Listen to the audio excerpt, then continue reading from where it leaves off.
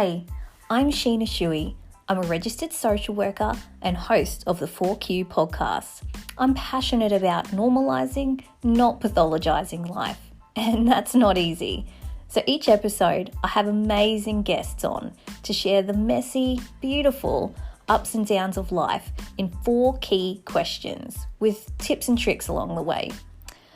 There are moments in life where you can embrace your story and understand that it's okay not to feel okay sometimes. So let's get into it. This is the 4Q podcast.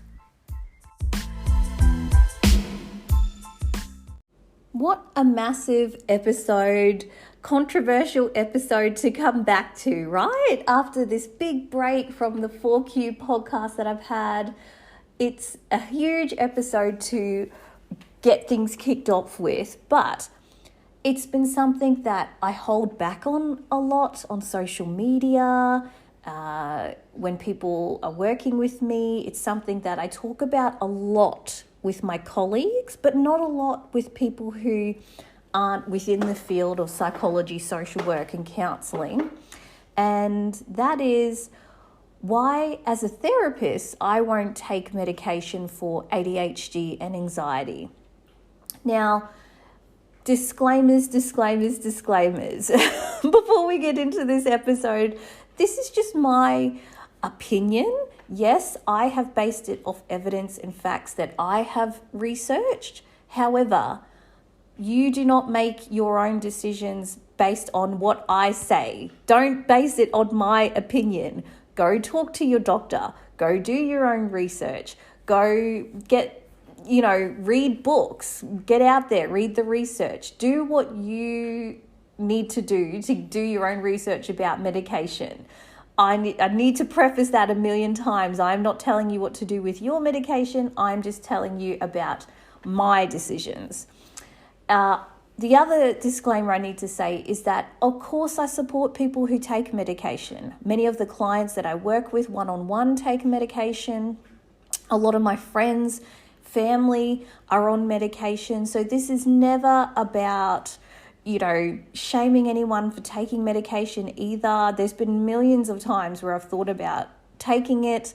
So again, if you're on medication right now for ADHD or anxiety, it is everyone's journey. Everybody has their own reasons why they present with these symptoms. So let me just put that out there. The massive disclaimers at the start. Now, let's cut through it and get into the episode using our 4R formula, the 4 questions: reflect, redefine, redesign, and realign. So again, the topic we're reflecting on is why, as a therapist, I won't take medication for ADHD or anxiety personally, even though I suffer from the symptoms of it. So let's redefine this a little bit. So if we think about what are labels to mental health issues, okay? Anxiety, ADHD, autism, and again, ADHD, attention deficit hyperactivity disorder, which can have an inattentive type, all of that stuff.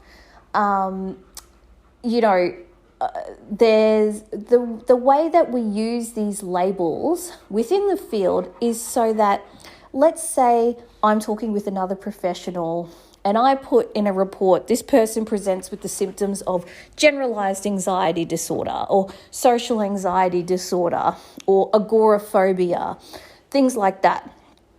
Then that next health professional can pick up this document and go, okay, then that means that this person is presenting with a possibility of these sets of symptoms.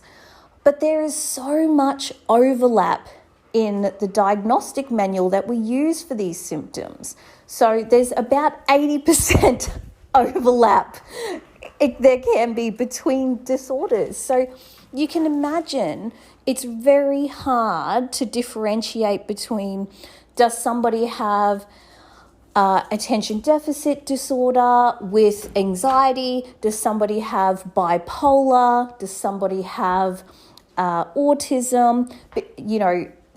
there is just so much in there. Social phobia, agoraphobia, what's the differences there, social anxiety, all of those things. So what the researchers now found is that there is some statistics sort of saying, and I quote the article, the DSM is scientifically meaningless, end quote. So what they basically found, the researchers said that most of the symptoms that I'm talking about that help us classify the labels of anxiety disorder or whatever, they actually can be explained by attachment issues and trauma. Attachment issues being the relationships you have in your family of origin, particularly in those early developmental years. And then trauma also being anything that has left a long-lasting psychological mark on your nervous system. Okay, so again, if for those of you who follow me on Instagram, you would have seen this, but there's a definition of trauma that Gabor Mate really talks about, which is basically trauma is not what happens to you, it's what happens inside of you because of what happens to you. So again, trauma is anything that you've experienced that's left a long-lasting mark on who you are. So again, two people could go through workplace bullying. One of them goes, like they were able to get through it and move past it. Whereas the other person, it had significant long-term effects. It really affected their nervous system for years to come. That was an experience of trauma for that person. Are they able to trust people again? Are they anxious all the time? Do they find it hard to relax in the workplace now? And do they get anxiety the night before going to work? All of those things.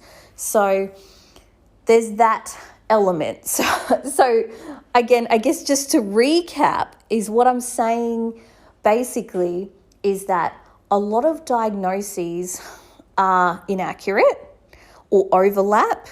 And within our field, if you saw 10 people, you may end up with several different diagnoses because the reliability and validity of these symptoms, I guess if you present differently to different people, you might get a different diagnosis on the day, which is not great. You want, the same diagnosis to be able to present to all these different people. So it's not great. And basically what has been found is that the better way to look at things is, I guess, looking at from a trauma and attachment sort of perspective. And so that's what I often look through and work out when I'm looking at symptoms is going, okay, instead of bunching these symptoms into the label of ADHD or anxiety or things like that, I look at them as trauma and attachment lens. Okay, these are the symptoms of that. And it possibly could be explained by ADHD or anxiety, but I'm going to kind of keep that in the back of my mind, not the front. So the other important concepts that can be really helpful to think about when thinking about this is something called the sociological imagination, which is basically a concept within sociology and social work where we talk about personal issues actually coming from a public source, or basically the environment that we're in. Sometimes we can individualize an issue and think that it's a personal problem when it's actually a public health issue. So we live in a society that steals our attention. So again, we can tell when an issue is a public health issue. So it happens to lots of people, which means that there's something in our environment rather than in us causing it. And that is by how much percentage of the population are experiencing it. It's safe to say, I don't know how much ADHD has increased statistically, the diagnosis over the last couple of years, particularly with the lockdown and TikTok and all of that. But pretty much everyone I know feels like they've got symptoms of it, wants to get a diagnosis. It is just incredible. But if we really break it down, we are all living in a society that does not reward, slow, attentive, present people and ways of being, that slower kind of living that we're more accustomed to. So in the book Stolen Focus by Johann Hari, he talks about this, that, there's that surveillance capitalism and all of that in his book. But basically what he talks about is he talks to the developers of these social media apps, Snapchat, Facebook, all of that, Apple, and how these apps and our phones are designed to keep us distracted. Like, it's hard for us to pay attention. These inventions aren't made to connect people to each other or anything like that. They're made to make money, and they do that by distracting us and keeping us using these devices, using social media, using the phone constantly. And so because we're in that environment, unless we change the environment, we're constantly going to be distracted. So if I take medication for that, but I'm still in that same environment, it's like I'm not really getting to the cause. I'm trying to treat the symptoms, but the cause is only going to get worse. So that our environment's only going to get worse. And I'm just going to give more to myself. So let's say I even did take medication and I found some effectiveness in it because I had a placebo effect, or, maybe it genuinely did work, for example. And then I take more on, go, actually, now that I'm on medication, I actually feel okay. So yes, I can take on that extra project. Yes, I can do this. Yes, I can do that. I'm actually taking on even more that I shouldn't be taking on because I'm not actually getting to the root cause, and I'm living so far out of what a natural human being is meant to do in a day. So again, if we look at evolutionary perspectives, how human beings are meant to live and how we live today do not align. We are not aligned with our human nature, and that's why everybody's anxious and burnt out and suffering with relationship issues, because we feel so disconnected, whether it's disconnected from our kids and parenting, or unsupported with our parenting, or disconnected in our relationships, or questioning our friendships.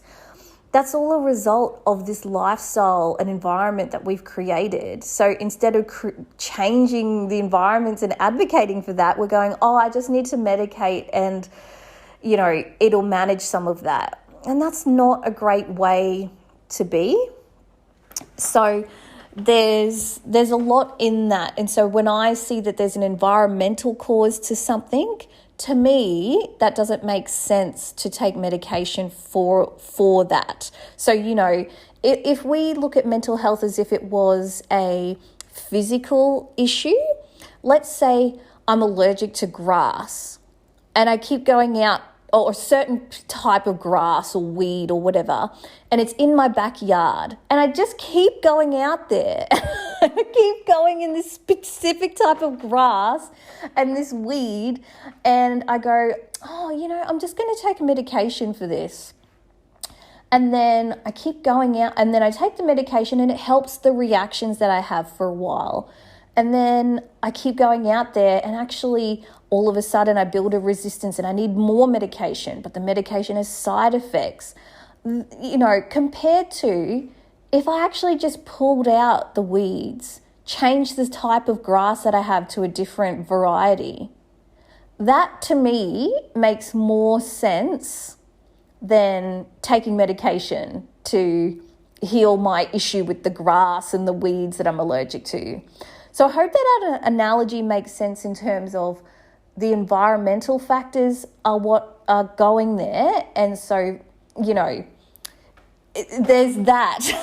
That's the reason. There's a reason why so many of us are feeling this. So if it was purely genetic, and it wasn't a public health issue, so it wasn't environmental, we wouldn't see such high percentages of people having these issues. So that's when we know, is this a really genetic kind of brain issue, or is this environmental?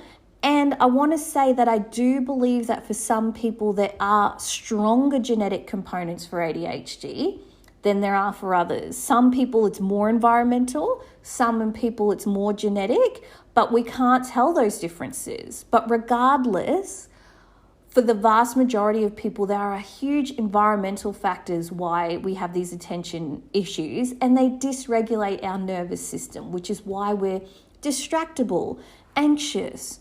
Our bodies are dysregulated. We find it hard to calm down. We find it hard to regulate ourselves. We either throw ourselves into work or completely shut down. All of those are symptoms and reasons and presentations of things like anxiety and ADHD. Now, I also deal with the side effects of not taking medication, which is that, I can be all over the place and I have to really intentionally organize my life, organize my focus and what I'm doing.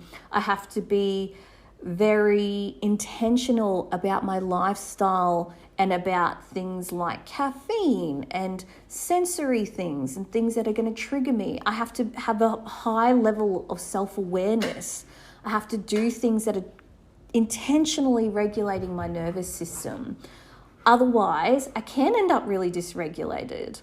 But I'm happy to do that because I know that that's what me personally, that's what I need. And I also know that for me long term, that's the best benefit.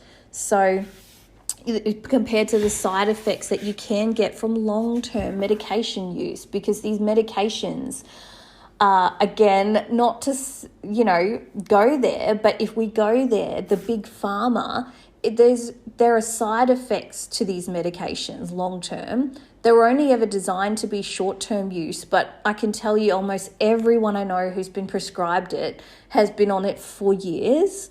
And they were very clever in calling it antidepressants, anti-anxiety. It doesn't get rid of anxiety and depression because these things like anxiety, depression, ADHD, these symptoms that we get, the overthinking, the worry, the physical symptoms, so the heart racing, the fast speech, the dysregulation, sleep issues, eating issues, attention issues, all of that, that's our notification system that something is not right. We're not feeling okay. These disorders are ways of our mind and our body saying, hey, something's not okay in your environment or in your life or in you, and you need to work on it. So they're part of the human experience. And I think sometimes these medications play into this idea that we just want to run away from discomfort. We're meant to feel things. And sometimes we're meant to feel things that are not comfortable. And it's hard, and that's okay. And so I understand that a lot of the times we end up being prescribed these things when we're not in a good place. But finally, when we do come out of that space, we're still on it. And there's this fear of, am I going to go back to that dark place if I come off this? And then it becomes a whole nother thing of like, oh, now that I'm on it, can I ever survive without it? It's a whole thing. So this is why I've chosen not to take medication. So in terms of the redesign, the third question, how do I redesign my life around this? Like I've said, I've had to be really intentional. I have to understand my self-awareness and what triggers me and how to manage those times when I'm more distractible than other times, noticing when my nervous system's dysregulated, forgiving myself when I step out of my window of tolerance and what I can tolerate, all of those things, and having really intentional habits in place to do that. And what I do to stay realigned is, of course, I have my own therapist who I can tap into, have my own strategies every day. And the biggest thing is forgiving myself when I step out of that. We're all human. And we, as high achieving women, a lot of the people listening to this, there's this tendency to feel like we can't make mistakes, or we don't want to make mistakes, or we don't want to be too much. And that's part of being human. And surrounding yourself with the right people. The right people will never make you feel like you're too much, or that you're being something other than what you should be. And we all have our moments, and that's okay. You know, we can't be perfect all the time. There's something clearly wrong if we are perfect all the time. So, yes, I hope that makes it a bit clearer. I hope that made sense to you in the way that I described it, in terms of this, the perspective, the sociological imagination, and the Stolen Focus book by Johann Hari really help us to understand that the difference between when it's an individual situation and an individual issue, perhaps a genetic issue, and when it is environmental. And I truly believe that for ADHD, anxiety, a lot of that in our society at the moment is environmental. Absolutely, there's genetic components to it, no doubt. The variation between person to person of those genetic components, again, varies. Some people have a stronger genetic component to these things than others. But if we all lived in an environment that actually was aligned with our anthropology and what our human beings are meant to live like, I don't think we would see these symptoms as severe as what we do. And so you might be saying to yourself, well, Sheena, I can't just go live out in the bush somewhere with my children and not have a job, or live in some village somewhere. And that's absolutely true. I could not do that either. However, there are ways that I can slow down the pace of my life and be more present and be more regulated in a world that's constantly trying to steal my attention, that's constantly trying to dysregulate my nervous system, and is giving me these symptoms of anxiety and ADHD. There are things that I absolutely can do day to day so that I can be more aligned with my human nature. And you can too. You absolutely can. And it's that balancing act to find that, and to find what works for you, because what works for me, what works for some of my clients, might not work for you, might work for you. It's literally a trial and error thing. But what we do is we know that there are certain activities that definitely can help. It just varies from person to person what combination works. So I hope that's clear. I hope that's helpful. If you have questions about this, please feel free to email me, hello@savasanacollective.com. I would love to help you, or ask your doctor about it, or if you're already seeing a therapist, talk to your therapist about it. Say, hey, I listened to this podcast. What I will say is that this is a conversation in the psychology, counselling and social work world that I have often with colleagues who are in mental health or in private practice. And it's a scary one, because you sound like you're against big pharma, or you're a conspiracy theorist or something like that if you talk out against, seemingly against medication, or why you might not recommend it. And so a lot of therapists like myself have been very hesitant and scared to talk about it openly, because we never ever want to stigmatize people for using it or anything like that either. So it's a scary conversation for us to have, because, you know, sometimes it goes against other medical colleagues that we work alongside with every day. But it's an important conversation to have, because these medications don't go without side effects. So please feel free to get in contact. I'd love to know your thoughts about this interesting topic, interesting conversation, and ask me about the sociological imagination. go check it out for yourself, or check out the book Stolen Focus by Johann Hari. Incredible book, really insightful. I found it really good. I really love his work, and I'm sure you will too. All right, I will catch you for the next episode of the 4Q podcast. See you then.